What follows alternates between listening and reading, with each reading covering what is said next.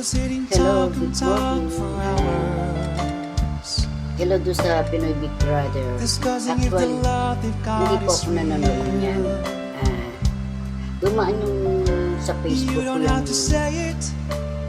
ano ng Pinoy Big Brother. So, ang nakita ko doon, yung actor nila sila Piang, sila Chas, bali, almost 2 weeks ko silang pinanood na resorts ako. Kasi na-curious ako kay Piang. Kasi nakita ko na yun. Parang nabubuli siya. Hindi ako mahilig manood niya na. Na-curious ako.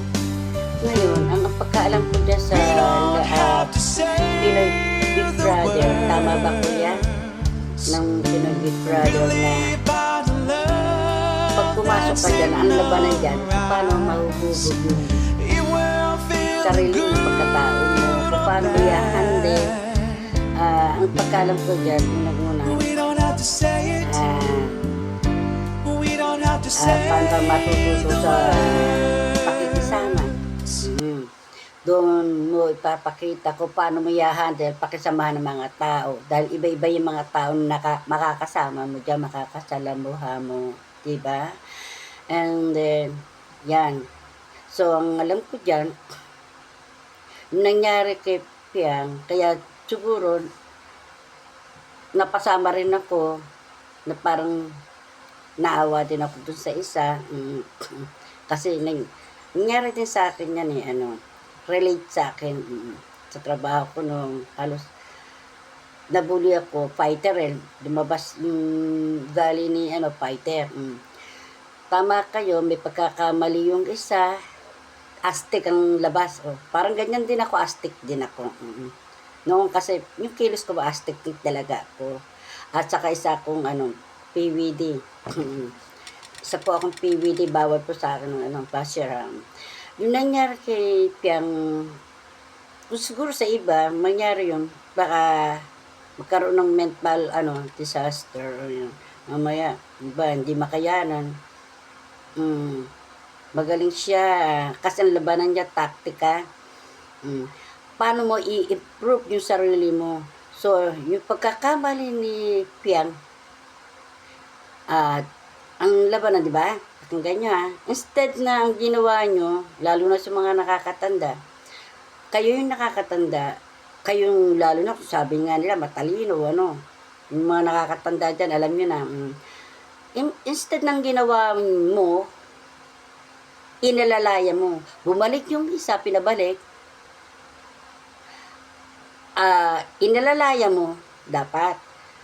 So, yung panic ng mga taong bayan, napunta kay Piang, like, gaya ko, napunta kay Piang, kasi nga, ang ginawa ni Piang, binago niya yung sarili niya, kung ano yung pagkakamali niya.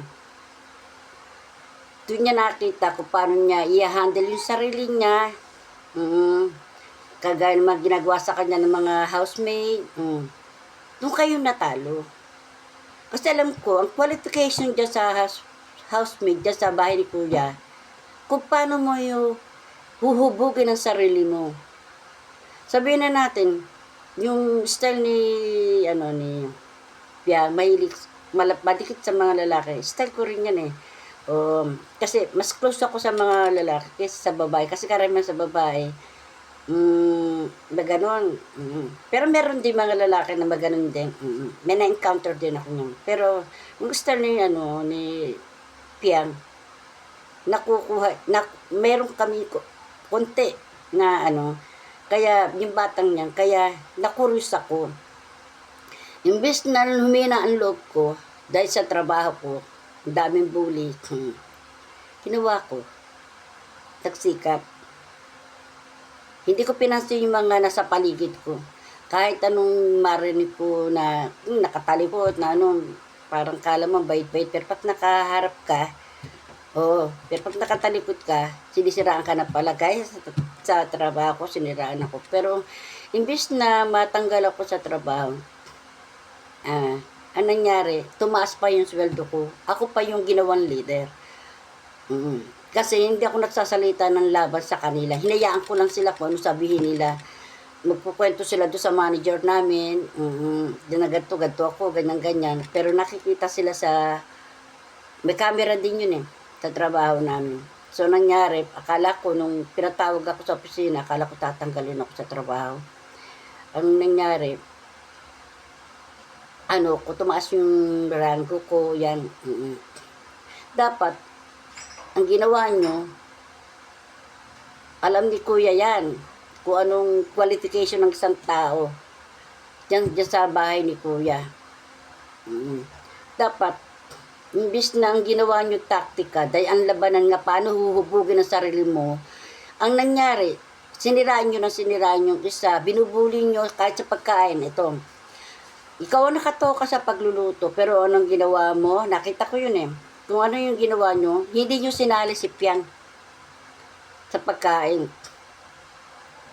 Hindi nyo, lagi kayong lumalayo. Kahit sino masasaktan sa nakakapanood niyan. Imbis na ang ginawa nyo, dahil ba't ang image niya sa inyo, inalalayan nyo. Ang nangyari, lumalabas sa nakikita namin video, si Piang ang nag-adjust para sa inyo, nagkabaliktad. Binago ni Piang ang sarili niya. Kasama yun sa labanan eh. Paano mo babaguhin yung pangit mong ugali? Astig siya. Nakita ko, nagdadasal kayo, siya naman kain, diba? Pero binago niya, natuto siya magdasal. Actually, ako hindi ako mahilig magpakita na nagdadasal ako. Sa sarili ko lang. Hindi ako pala simba. Pero sa taas, pag mag-isa lang ako, iniiyak ko yan. Doon, taimtim sa puso ko. Kaya para sa akin huwag naman sana mag-bust sa akin na yung isa nag-comment lang ako. Yung pag-unawa ko, yun ang pag-unawa ko doon sa labanan na yan. Paano mo huhubugin ang sarili mo? O paano mo i-handle? Lahat yan nasa kay Piang. Doon ko nakita ko paano niya labanan.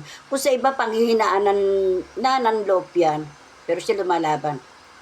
Pero ang sakit nun, kami mga nanonood. Kaya yung imbis na mawalan kami ng gana kay Piang. Dahil pagbalik niya, doon mo nakita nagbago siya. Unti-unti. Malambing siya. Parang ako rin yung malambing din ako. Pero walang Malaysia. Pero binibigyan ng Malaysia ng iba. Yun. Sa dami kumakain siya ng ketchup. Sa totoo lang, mapera siya, diba? Nangyari din sa akin niya, kumakain. Kumakain din ako ng lahat. Kahit kung saan ako mapunta, kinakain ko lahat yan. Walang arte. Pero yung iba, na Mr. Fred nyo, na ganun nga, maarte si Piang. Paawa, effect. Hindi. Kayo yung dapat, hindi nagsasalita doon sa bata. Kayo yung matanda eh. Pero na ginagawa nyo, nagsasalita kayo sa kanya, ibis na alalayan nyo, dapat nga matuwa kayo, uy, nagbago na tong bata na ito. Tama ba, kuya? Di ba dapat, ang labanan dyan, hindi pera. Pera, kasama yung pera, dahil yan ang kinikita ng ng Big Brother, di ba? Kasama yun. Tama. Pero ang labanan dyan, qualification, yung kung paano mo huhubugin ang sarili mo. Alam na huhubugin mo ang sarili mo na maging masama ka. Yung bata bumait, lumalambig sa lahat. Nagsasalita sila ng laban doon sa isa, pero yung isa, hindi nagko-comment. Kitang-kita na yun, di ba? Sana naman, maging fair ang laban. Kung sa inyo kaya mangyari yan na doon sa loob ng bahay ni Kuya puro ganun halatado naman. Siguro baka naglupasan na kayo. Kaya ako saludo ko kay Piang. Kaya napunta yung ko sa kanya. Lang po. Alam na ni Kuya kung sa mga tao na kung pagkaintindi nyo doon sa labanan ng bahay ni Kuya. Lang po. Maraming salamat po. Magandang umaga po sa inyo lahat. Peace tayo.